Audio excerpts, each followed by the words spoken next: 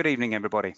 My name is Michael Freeston. I am Director of Quality Improvement at the Early Years Alliance, and it's my pleasure to welcome you this evening to our presentation introducing the new development matters. I'm delighted to be joined this evening by Melanie Pilcher, our Quality and Standards Manager. Good evening, everybody. And I'm delighted to say that this webinar is one of the most popular in terms of registrations that we've run. We have over 2,000 people registered, which does mean that part of my challenge as I am trying to feed questions that get typed in will be pretty intense this evening. So I will do my best. It does mean I apologize in advance if I don't get to everybody's question. Those which we can't answer, we will endeavor to take up offline. But hopefully we will cover sufficient areas through the presentations as we go forward. That means it will be a valuable and constructive evening for everybody.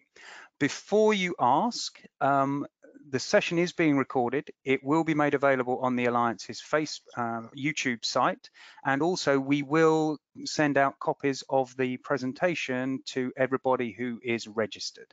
So without further ado, I will move us forward. We don't tend to show live video as we're doing these sessions because it tends to make for a very large bandwidth, both for the recording and for the live session, so it's slightly riskier. However, just for those of you who are interested in what we look like, that is Melanie and myself. Okay. We've been demonstrating before we came on air that people have got very good at asking their questions into the chat box. Those only come up on my screen, so don't worry about other people seeing your typos or misspellings. They'll only come to me. I will endeavor to feed these into the presentation as we go along. That's not often possible. Sometimes I just interrupt Melanie and we take it on from there.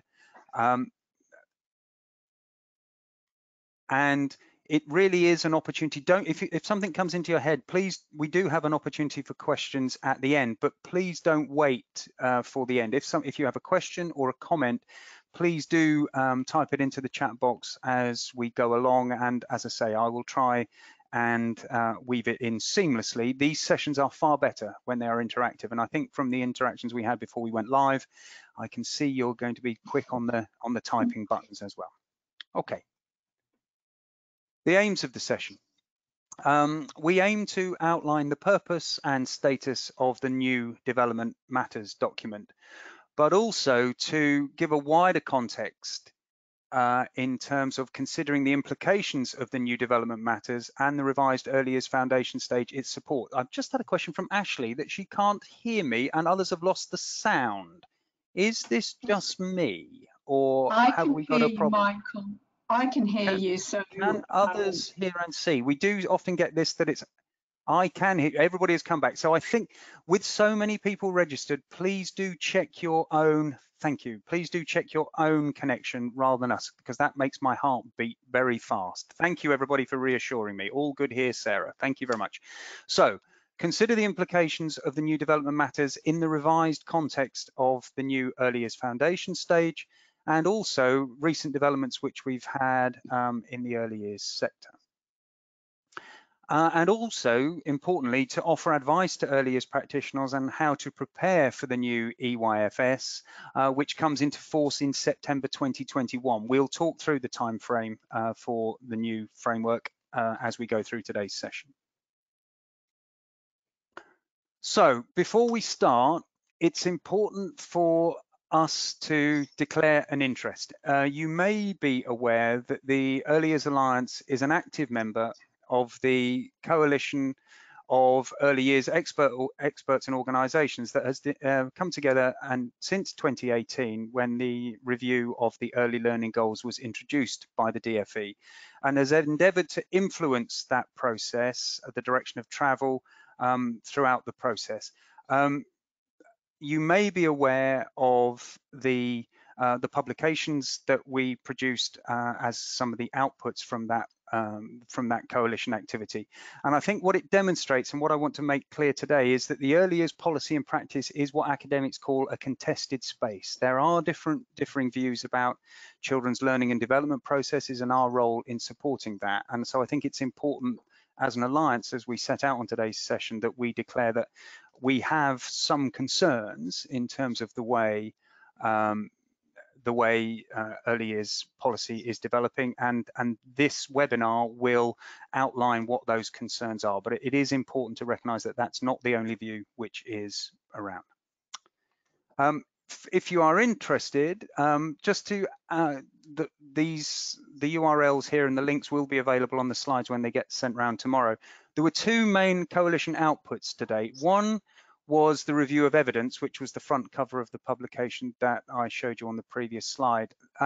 That is available on the early education website, and if nothing else, I recommend it to you if you are studying early years at any particular level, you have staff who do so, or want to give, just to refresh your memory, up to date your skills. It is an excellent piece of desk-based research of the literature from around the world that has taken place since the Tickell review into the early years foundation stage back in 2011, I think it was. So as a resource, it's a very excellent document. We also undertook a practitioner survey from which, from memory, I think we had about 3,500 responses in terms of concerns from practitioners in terms of workload, etc., and how they felt that could be addressed. In terms of the range of documents we'll be covering today, Lauren has now got a "we can't hear you," and I hope again that's Lauren's own situation. Please reassure me, everybody else, that I'm still audible. The documents, the statutory framework for the early years foundation stage, setting the standards for learning, development and care. The early adopter version is published in July 2020, was published in July 2020, so over the summer. Supporting that document is a new version of Development Matters, which is a non-statutory curriculum guidance for the early years foundation stage. And again, that is dated September 20. We were also, the third document here, I put this in italics because we were expecting it to be published sometime this week online, but I haven't seen it.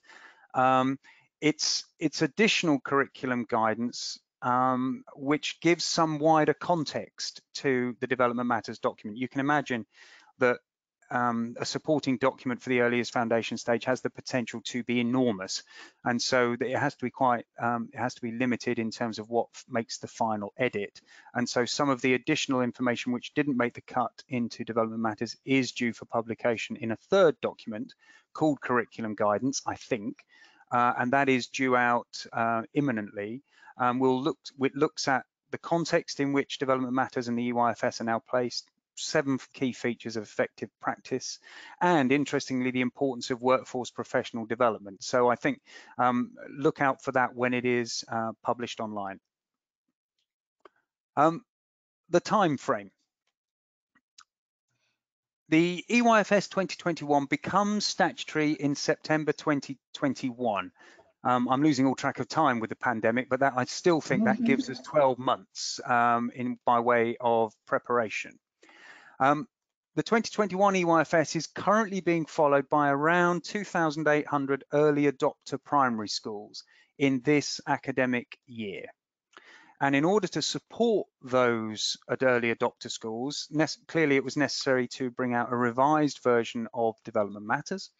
And if you look on the Foundation Years website, it explains that this guidance can be used by schools participating in the EYFS reforms as early adopters, but those who are not early adopters, so that's other primary schools, but also registered providers, PVI providers and childminders, may find some elements of the new Development Matters useful in this year, but they still need to follow the existing EYFS framework until the statutory rollout next year. Melanie will explain all of that as we go through today, but that's the formal situation we're in. Right, just a reminder of the aims of the reforms. The government had two key aims for the changes to the EYFS. One was to improve the outcomes at age 5 for children, particularly in early language and literacy, and also to reduce workloads so that teachers can spend more time interacting with children in their care. But below that as well, there was a stated aim to make a desire that the 17 early learning goals should be made clearer, and ministerial statements over time that the EYFS should more closely align, and you've all spotted my typo there, align That's your with, second typo so far, Michael. thank you very much. Thank you. More closely aligned with year 1 of the national curriculum. Melanie, I will hand over to you, and I will also now try and pick up some of the questions that have already come in. Melanie. Okay, thank you. It would have been wrong for us to have looked at the new development matters without giving due consideration, as Michael's already explained, to the revisions to the EYFS. And again, I think we're all very pleased to have this long lead-in to its implementation from September 2021. And we know that the EYFS is out there in the public domain at the moment. And Michael, I believe I'm right in saying we're not expecting any further changes, are we now? So even though it's out there as the early adopter version, we're not actually expecting any further changes to it. The only caveat I'll put to that is clearly there may be some changes to maybe the welfare requirements to reflect any updates in safeguarding since the 2011 version, and presumably there will also have to be references to the prevent strategy, because all of those have come in since the time. So there may be elements in terms of the welfare requirements, but in terms of the learning and development structures, this is what we expect to be in the 2021 version. Yes, so anybody that was wanting to have a good look at the revised early learning goals and the educational programmes now would be fairly safe in actually downloading this document and starting to go through it in more detail. Okay, thank you, Michael. If you can move us on.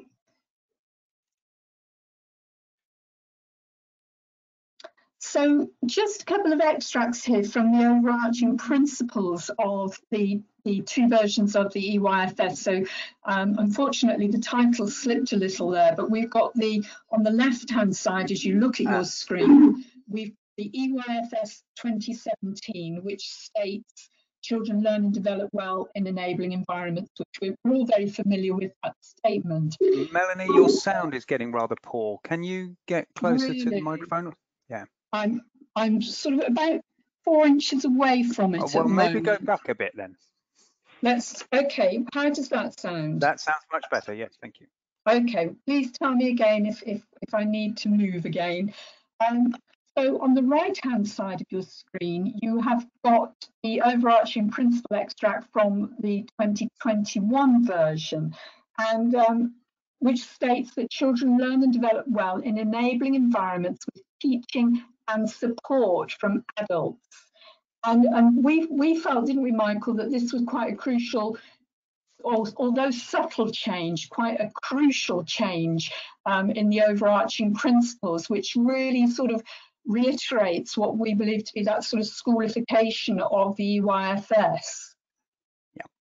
So I think it's just really interesting just to reflect on that for a moment. And if we move on, I'll go on, sorry.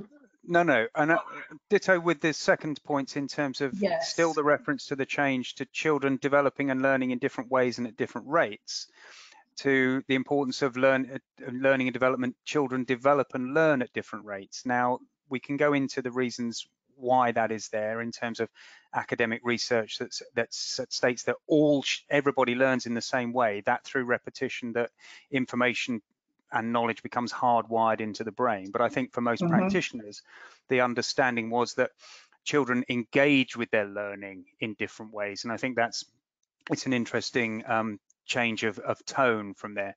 The other point to bear in mind is that these overarching principles were not consulted on. All of the early learning goals, in the consultation for the early learning goals, we were not asked specific questions about whether we felt there should be any changes to the EYFS overarching principles.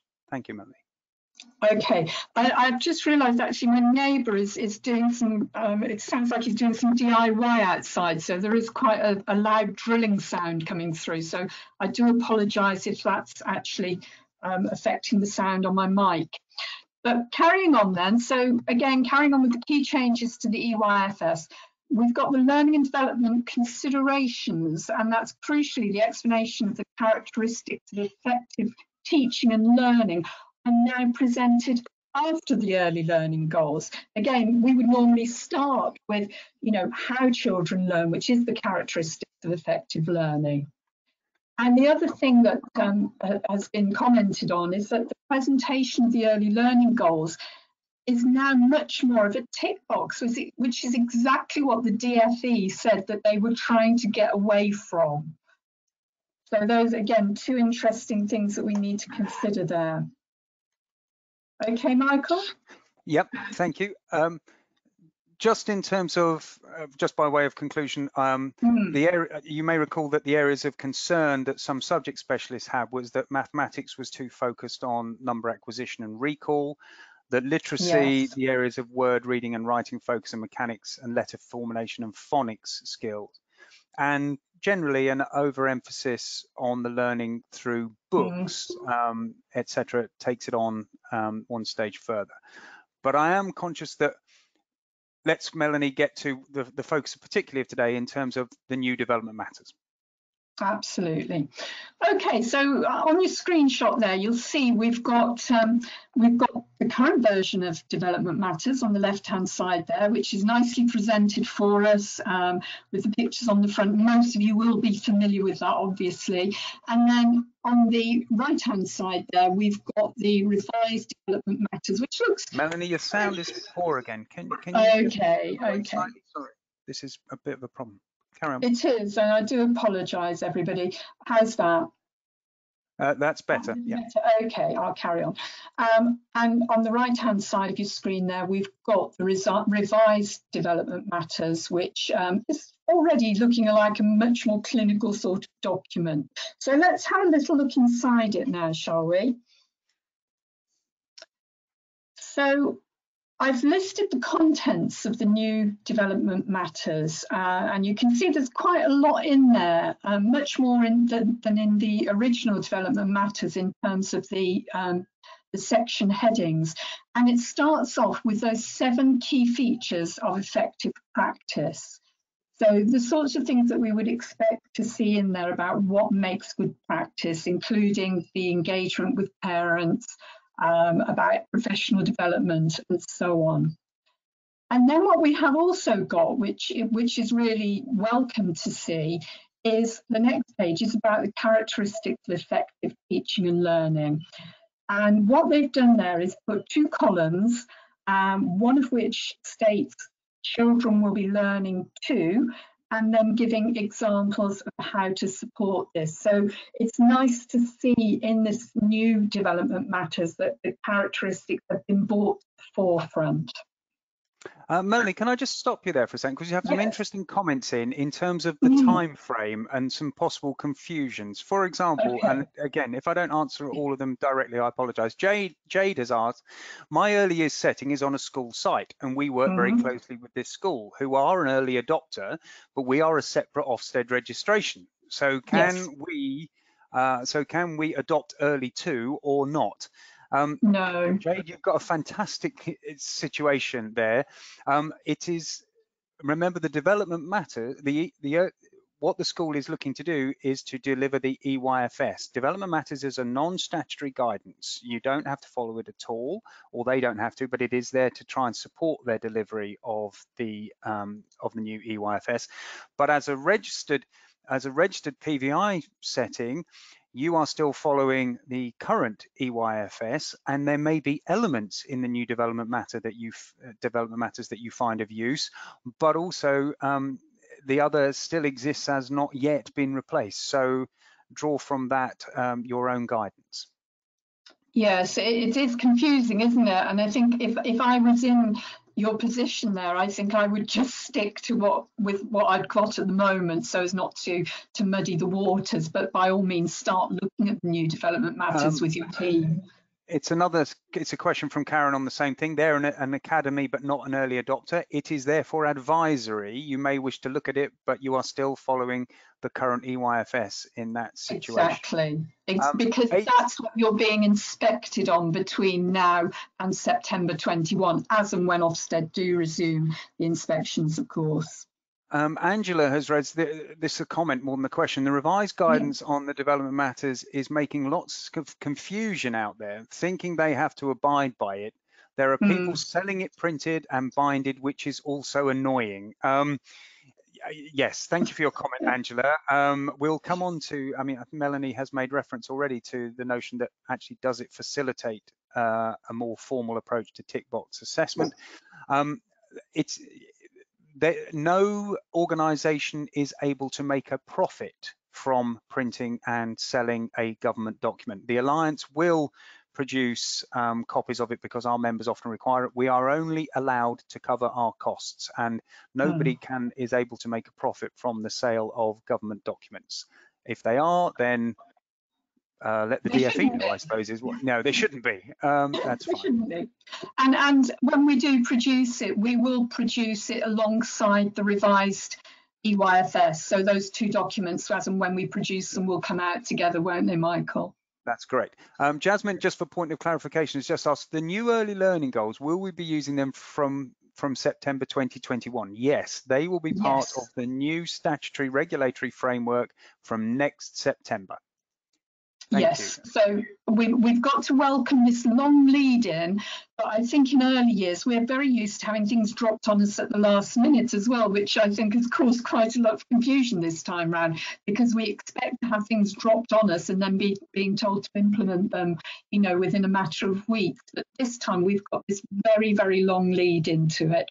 But at the moment, I'll just say one more time, we're using the current EYFS up until September 2021, and then we will use that with the new development matters, which is the non-statutory guidance that will accompany it.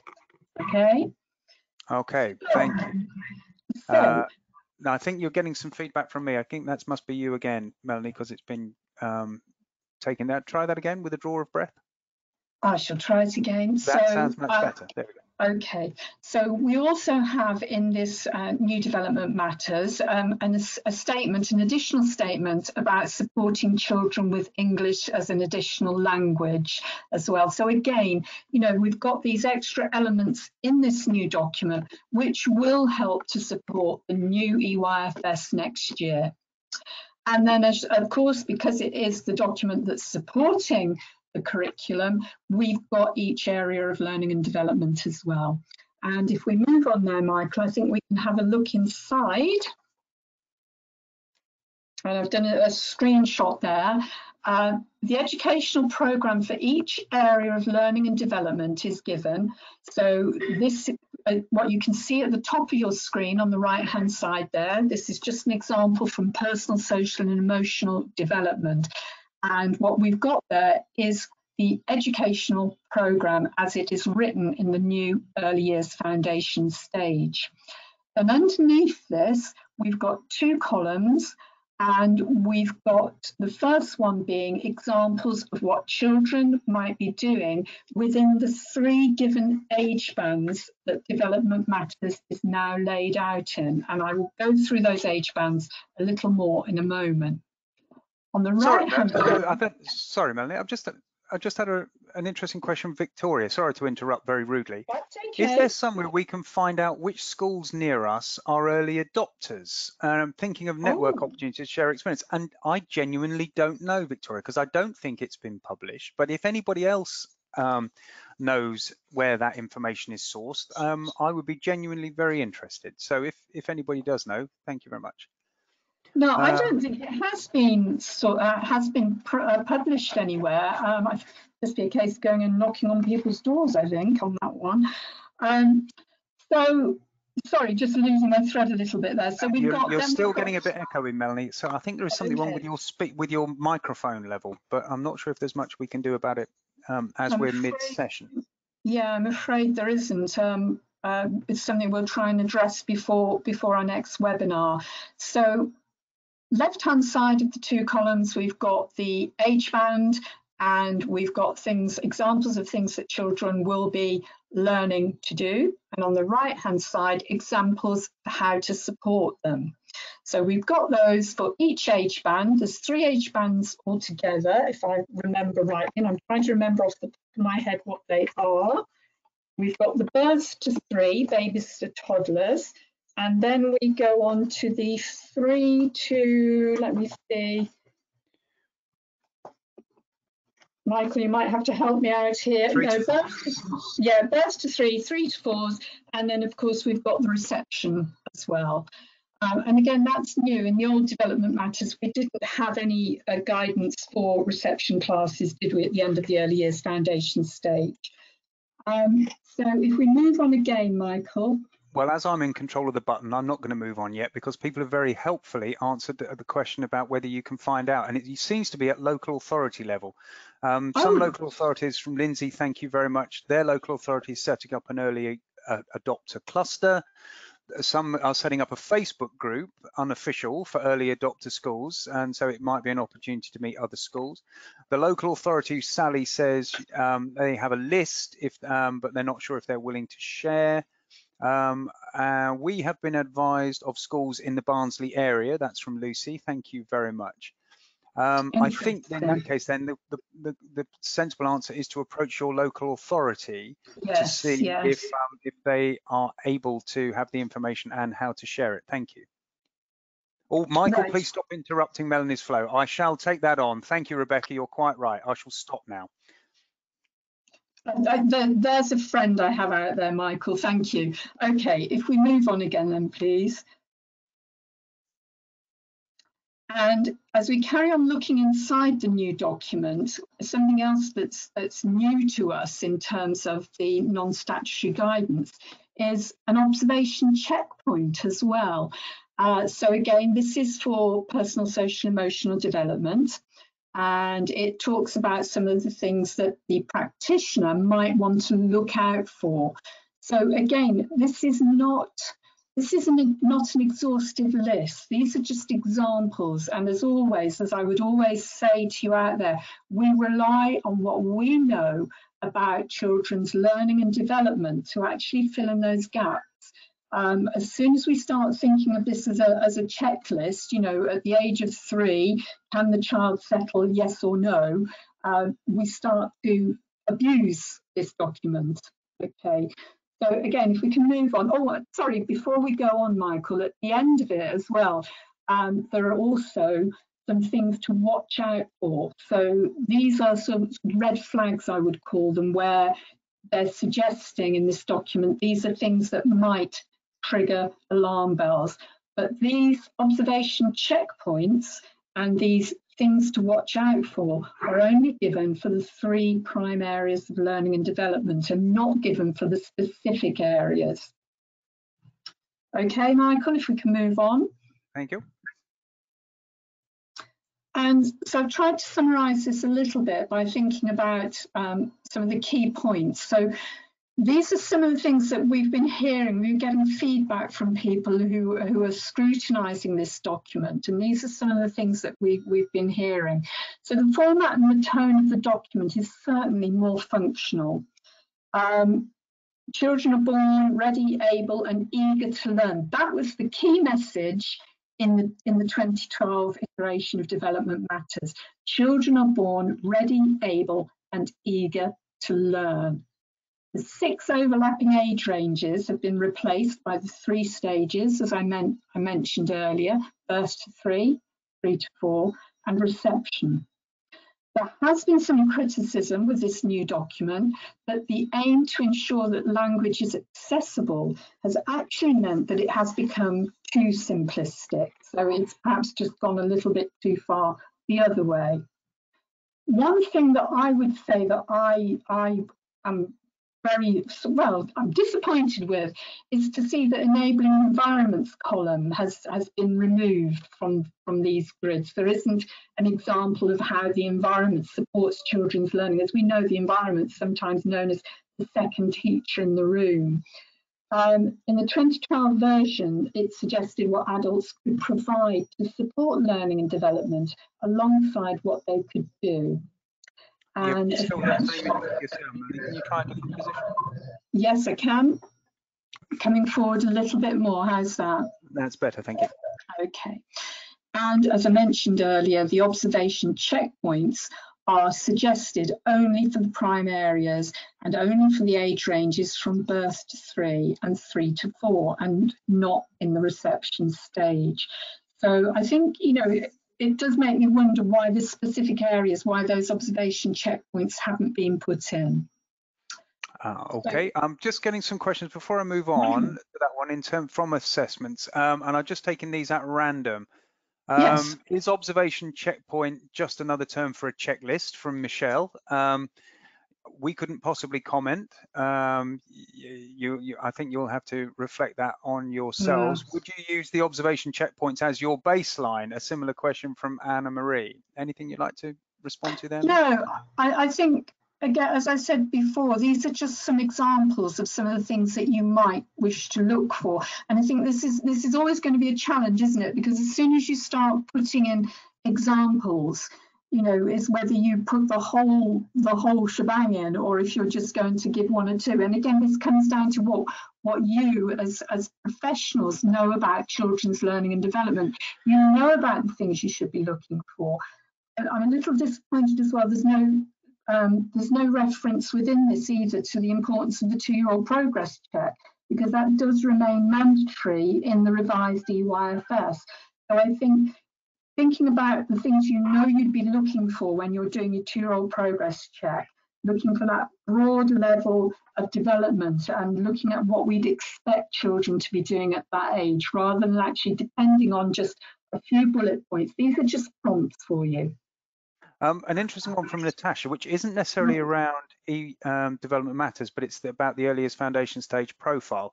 How will children be assessed at the end of the year without exceeding? It is one of the points that came from the consultation, that exceeding is now taken away. Melanie, do you want to make any comment? Not so much, because to be honest, I haven't really thought about that very much. Being the EYFSP, it hasn't really been on my radar so much. But as you say, there has been a lot of commentary about that. And I think it depends what you read and where, doesn't it, really? It does. Thank you. I think we should move on. There are loads of comments. I'm just trying. Here we go. Some of the many questions have been in terms of the role of observation, assessment, and planning, and I think leading back to Melanie's earlier point, that it is possible to argue that that has changed in terms of the role of observation assessment. Melanie, would you like to elaborate? Yeah, again, it's what's been admitted, isn't it, really, that speaks a lot. I mean, we still have this process of observation, assessment and planning, which again, we so valued in the original development matters. And I think whereas there isn't specific reference to it in the new guidance, in the non-statutory guidance, it's still going to be an important part of what you're doing. However, what we've got to remember as well is that the DfE had this remit, as Michael said earlier, one of the aims of the revisions to the early learning goals, and similarly, those aims were applied to the aims of the development matters as well, was to actually reduce the burden of paperwork. And we see a lot of settings now are going with much more of a sort of paper-free planning, in the moment planning. So although you've still got that observation, assessment and planning cycle, it's much more dynamic, it's much more in the moment, and it's much more child-led. So, you know, just because it's not mentioned specifically, it doesn't mean that we as professionals don't do it. I'd also just add, in terms of those comments from the introduction to the new development matters, as you mentioned earlier, the observation checkpoints that are presented can help you notice, and I'm not sure I particularly like that phrase. Yes. Observation is a skilled activity. You don't just happen to notice whether a child is at risk of falling behind. So it seems as though the observation is there to check that there isn't a remedial aspect that needs to be put in place, rather than putting the child at the centre of the entire process. also I've mentioned about the noticing element, but Mm-hmm. also the reference, and I think this is back to the point you made earlier in terms of how making the language accessible may well have means it's not always as clear as it could be. Before assessing children, it's a good idea to think about whether the assessments will be useful. I'm not sure if that's a particularly helpful phrase, but it is in the introduction. I hope that whenever you do observations, colleagues, you know absolutely that they'll be useful because they help you plan a curriculum that meets the needs of the children in your care. Definitely, and it's a shame actually, because there is that idea sometimes where we see people doing observation for the sake of doing observation, and we would always say then, well, what is it you're observing? And don't observe the same thing 5 times. We're looking for something that the child has done that shows that they've moved on in their learning and their development, rather than just observing the same things over and again. And I think that's got a little bit, that message has got skewed somewhere, hasn't it, down the line? And it's coming from Ellen, particularly on that point. How many staff members suffered with stress and workload filling in so many profiles and observations, whereas now the focus is on what key practitioners know about their children and their interests. This is much better.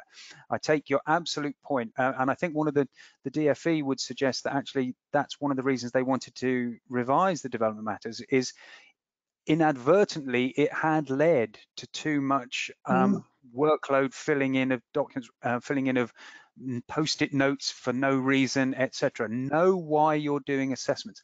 And back to that final sentence there, I know exactly what is meant by the reference to it's a good idea to think about whether assessments will be useful. I'm not sure whether it's very well articulated or presented. It isn't. And I think we've got to remember as well that when the Education Inspection Framework was revised, which was what, 2 years ago? 18 months ago, we were moving towards this. Ofsted has been saying for a long time that we don't want to see reams of paperwork. We don't want to see planning. We want to talk to practitioners. We want to hear from them what they know about individual children. We want to see the quality of teaching and learning that's happening in front of us. We don't want to read about it. So we're starting to see how all these things are starting to marry up now and come together. But it really is down to you out there, you as the professionals, who actually, like I said, use your professional judgment and fill in the gaps basically, because you're the ones that know how children learn and develop.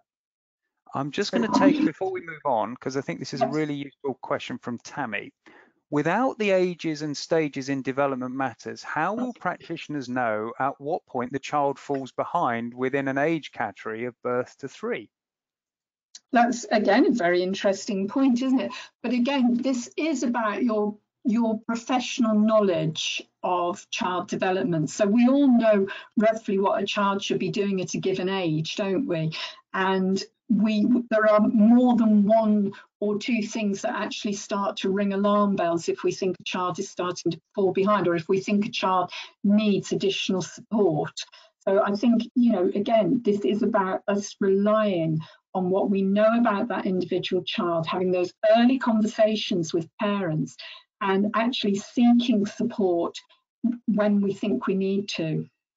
And just picking back up on that point, the other issue, back to the supplementary document that is due to come out, again, as I mentioned earlier on, that focuses very much on the importance of developing and supporting the workforce to have a really effective understanding of children's learning and development, because that all then needs to be applied in terms of making this new EYFS and the development matters that supports it work effectively. Which is so much better because, as we know, every child is unique.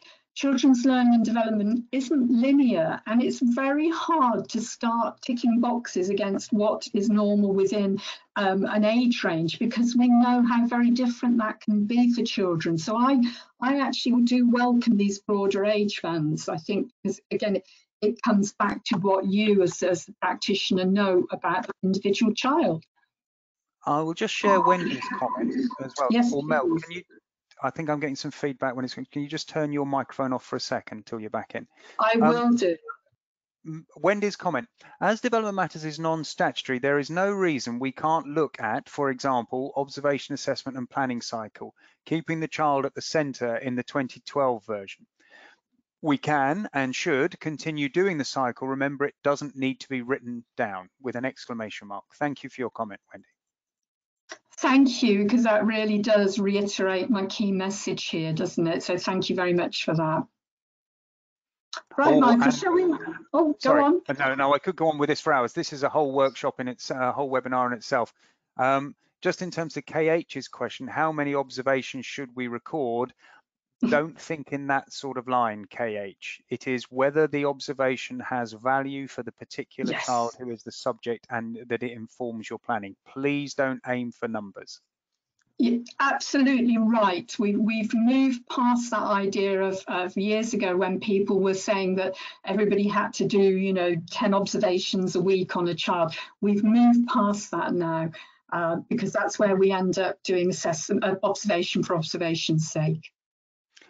Okay, thank you. Okay, so as we look at some of the implications then for the sector, let's start with the fact that the early year learning goals should not be used as a curriculum, nor should they in any way limit the variety of rich experiences that are crucial to child development. And Ofsted have been at great pains to point out to us as they talked as the new inspection framework came in, that the early learning goals are not the curriculum. What our curriculum is looking at is the skills and the knowledge that children actually need within and in an age appropriate way as they move towards those early learning goals at the end of the early years foundation stage. If you take nothing else away from tonight's session, tattoo on your forearm paragraph 1.8 of the new Early Years Foundation Stage 2020. The early learning goals should not be used as a curriculum or in any way limit the variety of rich experiences that are crucial to child development. And that's when it puts it back into the hands of the child and the practitioner, doesn't it, to provide that rich and enabling curriculum. Then we've got here the maintain provisions, school, nursery and reception classes. And we're talking here that there is this move or this sense of this move towards a more formal adult-led focus of provision in reception classes. And the pressure on reception teachers to teach to the early learning goals and assessment will define the curriculum in those reception classes. Michael, did you want to add anything to that? Because we did speak about it, didn't we? I think it will come back on in another slide, so I'll move it on because I'm conscious of the time. And this was just something I will share with you, just in terms of that notion that's the product can define the forum. And hopefully I don't spend too long on this. This was a slide I developed for a previous presentation back in March before we all went down into lockdown. Phil Minns, who is Ofsted's advisor on primary and early years, was speaking at a conference that I was at, and with the Ofsted restated Ofsted's line that direct focus phonics, and I'm just using phonics as an example, is taught every day in reception and key stage 1, but not expected in provision for younger children, which is a restatement of Ofsted's line and has been for a long time. If one of the things I would direct you to, if you want to do good analysis of Ofsted inspection reports published, there's a great website called watchsted.com. It's free. There is a free version. They do sell a version as well, but you can do keyword searches on all of the Ofsted public reports that have been published. And so I did just a keyword search on the word nursery on that day, and on the 5th of March I came up with 3, and hopefully if there's anybody here from Perry Hill, Polegate or Tregoll School, I apologise for picking on you. It was merely came up in the sample. Perry Hill were rated good overall. One of the statements said, in the nursery classes they begin to learn the different sounds that make up words. Polegate, the teaching of phonics begins in nursery and is taught in key stage 1 by highly trained staff. Tregoll School, from nursery to year 2, pupils learn phonics systematically. My point here is, it is difficult to argue that if you define the product, it doesn't impact on the process. And I think this filtering down of formalized teaching of phonics is something which is a concern as we move forward. Melanie. Okay, thank you. Yes, yeah, the implications go on. And so For PVI providers, the DFE's view is that as early learning goals are assessed when the child is in school, PVI providers should not be concerned about the changes to the early learning goals. I think the mantra that we were hearing was that it was an evolution, not a revolution, when these early learning goals were announced. However, the downward pressure of formal EYFS provision in maintained provision will inevitably impact on the practice of their feeder PVI settings. So I think that's just something we really have to be aware of, doesn't it, as we move forward? Thank you. I just want to come back. It's an interesting question from John. It's a challenge back about your point about moving past carrying out so many observations per week. It says it's interesting. Many of us use online observation apps which parents have access to. If you aren't providing several observations for a child each week, parents would soon have something to say. I'll come to Mel for comments. Mel needs to come for comments in this, but I would say, John, I would suggest that it's possibly an interpretation of what those observations are for. If it's to demonstrate how accomplished the child is, I take your point. I think what we're talking about here is observation to inform the next steps for development where appropriate, and also to inform the curriculum and the activities based around the child's interests in that sense. Definitely. I think you've summed it up there, Michael, and the difference between actually providing parents with a commentary or an update as opposed to actually the purpose of observation. So I think you've summed it up well. Julie's come back with a question in terms of my references to the phonics. Another questions have come in, so I've lost it. But basically the reference is, so should we teach phonics in nursery or not? No, Julie, and Ofsted would say the same. It is an expectation in reception, it is not elsewhere. And my point being, I'm not sure if in every occasion that statement filters down into what gets reported back. I think it's probably best if we move on quickly. Yes, don't get you started. Okay. Have we covered that slide? I've been looking at the questions. We have just a couple of bullets on that slide. So if we move on now. So again, the direction of travel for early years is a contested space, and we do have this critically constructive dialogue which is ongoing, and I think this informs our understanding of curriculum and the curriculum that we want to offer for children. So I think this is really important. The new EYFS is just another part of the jigsaw to redefine early provision in England. It does seem to be that we're moving away from child-centred learning, and it's down to us to bring it back, an adult scaffolded provision, and towards this more adult-led, more formalised learning. So we really have to, I think we have to be confident in what we know about how children learn and develop. Not a single sorry, Michael, go on. No. I'm just trying to follow all of the comments coming back in terms of phonics in nursery here. So I think that's a separate webinar, Michael. I think we should do a separate webinar. Yes, I do apologise for everybody. Some venting some very strong views indeed. Thank you. Yes. And what we can see as well, the suggestion with a new DM is that it's not a single framework from 0 to 5, but 2 separate phrases from 0 to 3 and from 4 to 5. So again, you know, these are things that actually we need to be really aware of and we need to keep talking about. The earliest section of Ofsted's Education Inspection Framework Handbook for schools is very different from the early years handbook for registered providers.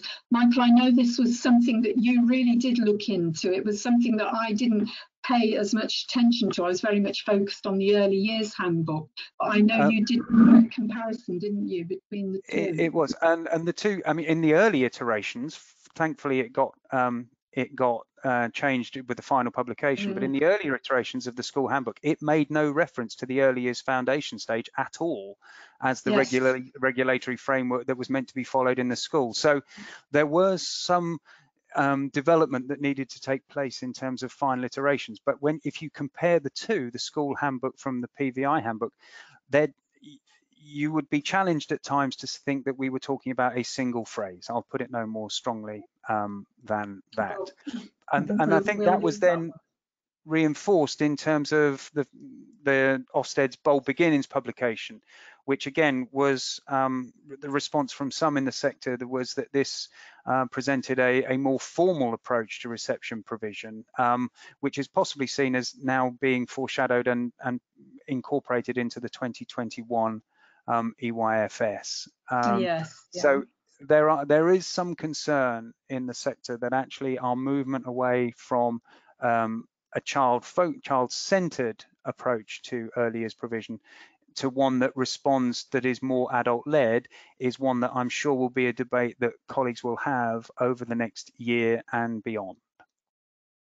Definitely. Thank you, Michael. And then the final bullet point that we've got here, as we just reflect for the last time on development matters, that it's an approach to delivering the new EYFS that reinforces the DFE's separate phases that we talked about earlier, the two separate phases of 0 to 3 and 4 to 5, and moves the focus on curriculum away from one that responds to children's interests to one that is much more adult-led. I think one of the things that we've spoken about, haven't we, when we've discussed this, is the idea that it seems to have taken the characteristics of effective learning away from the child and placed them firmly in the hands of the teacher. And so that's probably just a suggestion from us, really, that seemed to be the way it was going. Dawn has put in she wholeheartedly agrees with Bold Beginnings. Thank you, Dawn. A question from Sharon, and I think this is interesting. Can I raise this with you, Melanie? Yes. I have a little one who is very interested in reading, so I've been following their interest and sounding out letters with them. Am I wrong? As you say, Ofsted don't want us to do phonics in the early years setting. Well, yes. What can I say? I think if you've got a child that's very interested in reading and you're doing that with them, then that's absolutely fine. I think what we don't want to see is any formal teaching of phonics, and I think that's the big difference. Similarly, Samantha has put in, surely phase 1 of letters and sounds needs to be taught in nursery to prepare them for reception and to develop listening and attention skills. I think that view would align very closely with the progress of the process that DFE is putting in place, Samantha. Simone Bates has left. No, she's gone. No, sorry on that. Sorry, there are so many coming in. I'm afraid I'm going to have to. I can imagine. In terms of what to do now, Melanie, please. Okay, so we've got this long lead in, and I think, you know, to use that very overused phrase is don't panic, keep calm and carry on, you know, because until September 2021, you're still delivering the current EYFS. We've got this nice long lead in to the new EYFS with the non-statutory guidance with development matters. So, but it is a good time to start to reflect on your curriculum, because again, with the new education inspection framework, was a lot of emphasis on curriculum, which was setting the scene, I think, for the revised EYFS, that intent, implementation and impact. And we've done a lot of work on this, on looking at how you know, your intention, how Ofsted will inspect, what they'll be looking for, what we mean by implementation and what we mean by impact. And they've made it very, very clear in the inspection framework. So I think you need to be looking at the inspection framework against the revised EYFS and against the revised development matters, but don't get too bogged down in it yet. But when you are looking at your curriculum, I think I heard Michael go, which means he's going to. Yeah, sorry, I'm going through the questions and I'd like to respond to all of them. I think what's probably best, we do take a record, we can print all of these off, and I think it will lead to a publication that we can put together. But it's interesting in terms of particularly responding to the issue in terms of the child particularly interested in reading. You follow that child's interest is what is Definitely. there. But I do think it's giving us some food for thought in terms of where we take our next webinars on this, because clearly this has this has fired people's imagination. Sorry, Mel, I was behind where you'd got to. I do apologise. That's okay. That's okay. So I was talking about the curriculum, but if you are in reception or nursery school nursery class, then do include head teachers and governors and your discussions about curriculum when you're talking about your intent, your implementation, and your impact. Consider the professional development of staff. We've already mentioned several times that the knowledge and skills of staff in having that deep understanding of how young children learn and develop is going to be absolutely critical as we move forward. It always should be. So putting the emphasis on professional development of staff is a really positive move. Ofsted inspection frameworks focuses on the curriculum, so make sure your staff know the theories of young children's learning and development, because then you don't need to read the bullet points. You don't need to keep referring back to bullet points and looking at lists of examples of what children should do, or it just acts as it should do as a prompt for you. And the final words on this really: be confident, be bold, own it, own your curriculum. Quoting EYFS 2020 paragraph 1.8, which was, Michael, which is the one about the early learning goals are not the curriculum. And not the curriculum. I have been hunting back because at 1844, Zoe sent this comment, and if you don't mind, this sums it up. It takes informed, confident folks to stand up for what is right for children. The current development matters has always stated not to be a tick list or to spend hours recording evidence. A secure understanding of child development in training is the key, and understanding the core early childhood principles. You have put it as clearly as we could possibly wish, Zoe, in terms of the message from our session today. Thank you. That's why I wasn't really focused. I was trying to find that one back with everything. I'm glad you found that, Michael, and thank you, Zoe, because you really have summed that up. And that's a big ask, isn't it? That confidence and that belief in what you know. But we have got to Thank now you. more. I'm very pleased. People have been coming back with what can we do now. There have been requests for an Educare course on the new EYFS, and I can assure you that will be forthcoming. We are also producing a publication in terms of getting to grips with the new EYFS. We anticipate. Move on. Oh, so we're on another slide. Sorry, my apologies. Yes, it is. Thank you. Sorry. Do you want to work us through? My apologies. That's okay. That's okay. Yes, as Michael quite rightly said, we will be looking at the options for an Educare, because we know how much you will value the Educare courses that we do. So we're also looking at a new publication coming out, I think by March. I think we said, didn't we, Michael? We will be looking for March so that people have a good 6 months to engage with it. Yeah, and I hope that people have seen the series of under 5 articles where we've looked very closely at each of the new early learning goals and the educational programmes that do accompany them and how you can actually implement those. So the last one will be in the October edition of Under 5. So do look out for those. And then also in this month's Under 5, you will see that we've got an article on development matters, a commentary, and actually reflecting back over the journey that development matters has had since 2008, when it was the curriculum guidance, to 2012, and the updates that we're now looking at. So I think that makes quite an interesting read. Just to add to your list of webinars, Mel, Lauren has, can we have a webinar on the curriculum this year as early adopters? And I think that is interesting. We would be more than happy to do that, and it might become quite contentious. It will be interesting to see the views. And I'd like to thank Cassie for her comment, really. And I think this echoes, I think there was some of the confusion that we had earlier on. This has been really useful. Thank you so much. I don't feel so alone now. Never alone. Thank you. Yeah, and you're never alone, Cassie. It is a,